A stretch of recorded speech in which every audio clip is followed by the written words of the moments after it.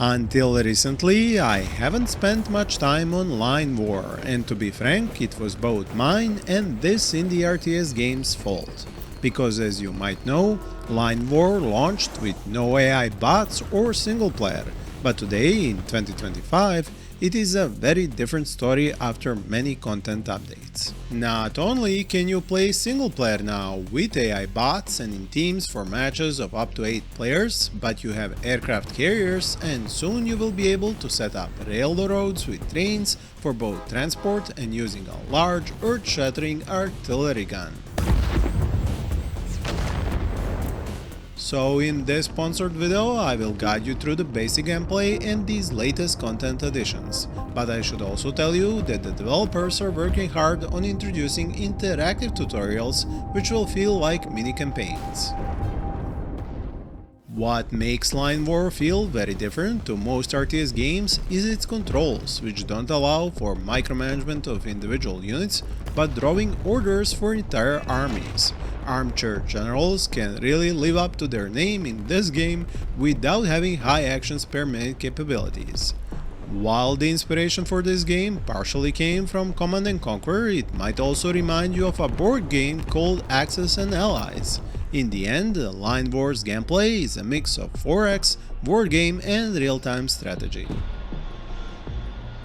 I dare even say it is every armchair general wet dream, due to this system of map-wide economy and indirect unit control, which will soon be upgraded by the developers. So if these updates and my gameplay in this video makes you want to try out Line War, do note it will be 50% off during the War Games Fest on Steam from the 28th of April to the 5th of May.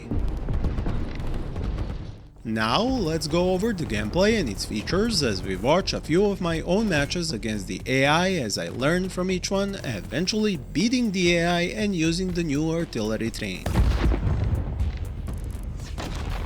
My first match, after watching all the tutorials and tips videos prepared by the developers, was an example of how not to play.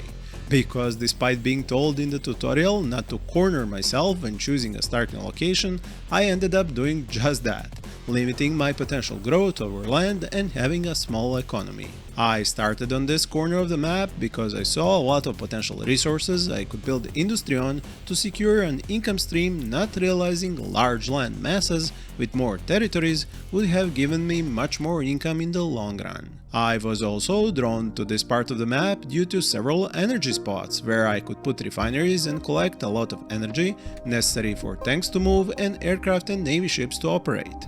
I also saw places in mountains, plains and forests for other factories and invested heavily into the economy and much less into my army. Taking over undefended territory on this isolated peninsula with my starting infantry units wasn't a problem.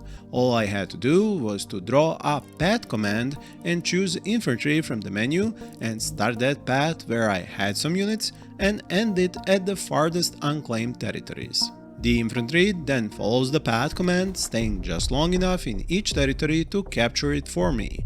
Each new territory increases my capital income and allows me to spend it on construction of new buildings for the economy or troop recruitment. It also allows me to pay for the upkeep of all these new buildings and units. Once I amassed a sizable force of infantry at my coastline and built landing craft from the shipyards, I gave them all the specific order to embark on my territory and disembark on the neutral territory across the strait. I was planning on expanding my zone of control and to capture more territory to grow my economy, but the enemy had already spread his forces far and wide from his own starting position further inland and his infantry quickly reached my beachhead. Since I had just started producing interceptor aircraft in my airbase and destroyers at my shipyards, I was able to scout more of the land and see that the enemy was sending more troops my way.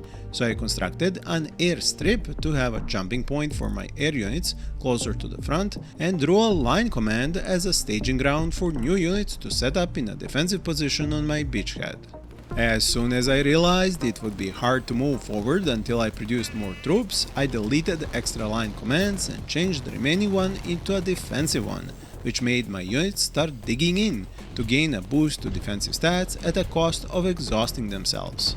What I should have done differently was to send tanks on a flanking Haste path command, as they are really fast and could have attacked the enemy's production buildings.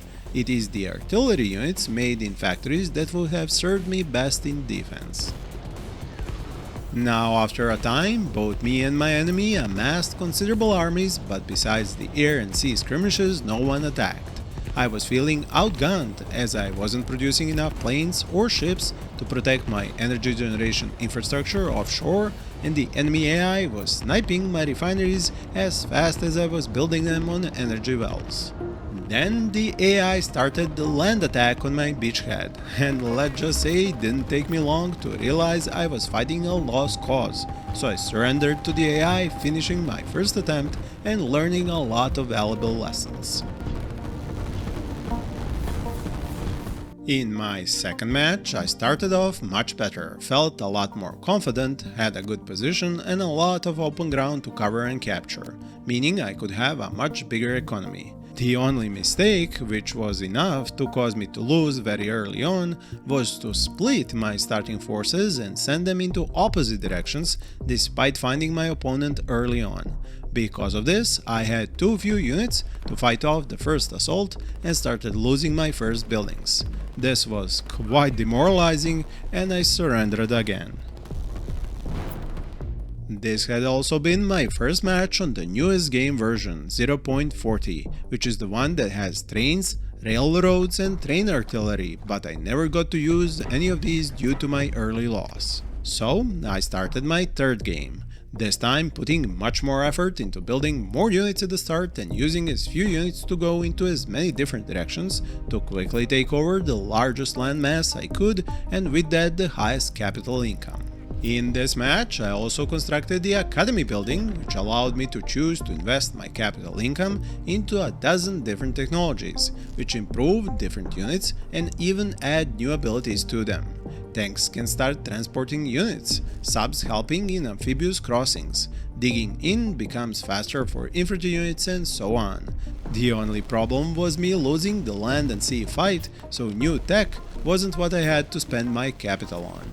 I even managed to construct a cargo train in this match and use it to move my troops from one end of my zone of control to the other, where I was in this pitched battle versus the AI. Learning to use the rail construction tool, extending it, and the system for moving troops took a few tries, but being able to speed up the slow infantry in a transport like this was a welcome addition to gameplay, especially in huge open maps with large land masses and huge continents.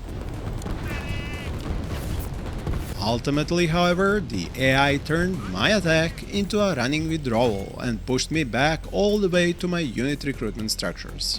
Once I started losing those, it was game over.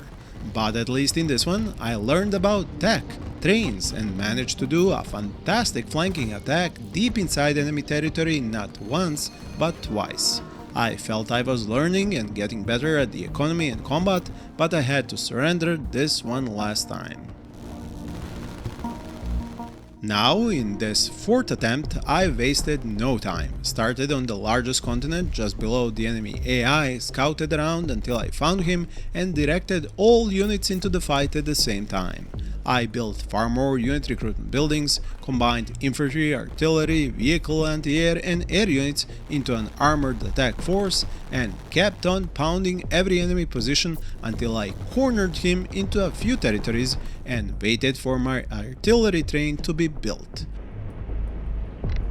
I was able to expand my rail network very close to his unit production buildings, and once the artillery train was in position, I finally got to enjoy it, pounding the enemy AI's buildings into dust at long range, firing over several territories. In this match, I also finally got to construct aircraft carriers and learn how to move attack helicopters or even attack planes onto them. Having a mobile platform to send planes and helicopters on the attack at sea and land provided a real force multiplier, as I could go around SAM sites much more easily. The aircraft carriers are of course slow and pretty much defenseless on their own. This is how I found out that I had not actually beaten the AI into the sea, as he used the sea to skip off to another continent and started to send cruisers at me. I was annoyed at losing an aircraft carrier to this move and went on a massive unit building spree, with new long-range bombers, more airstrips to extend the operational range of my aircraft, new submarine base, and more shipyards to get my own destroyers and cruisers. The long-range bombers were particularly useful in denying the enemy from building more refineries on offshore energy wells across the map. Lastly, I even figured out how to do Commando raids. All I had to do was to produce Commando units at the infantry recruitment building, send them with a move path command to an airbase where I had transport planes built, and then make a path move command while having both commandos and transport planes picked from the list. Extending this command from the region which had both commandos and transport planes to a region on another continent made the commandos board transport planes on the air base and jump out with parachutes once the planes came over the target region. So I made this huge army, learned how to move it across continents, and I found diddly squat. The entire continent was empty. The AI had run away so far that I had to conquer an entire continent just to reach him again. The fight will continue, while I want to remind you that this game will be on sale during the War Games Fest, and if you want to find more similar games, use the cards on the screen or links in the description. Thank you for watching and wish you all happy gaming.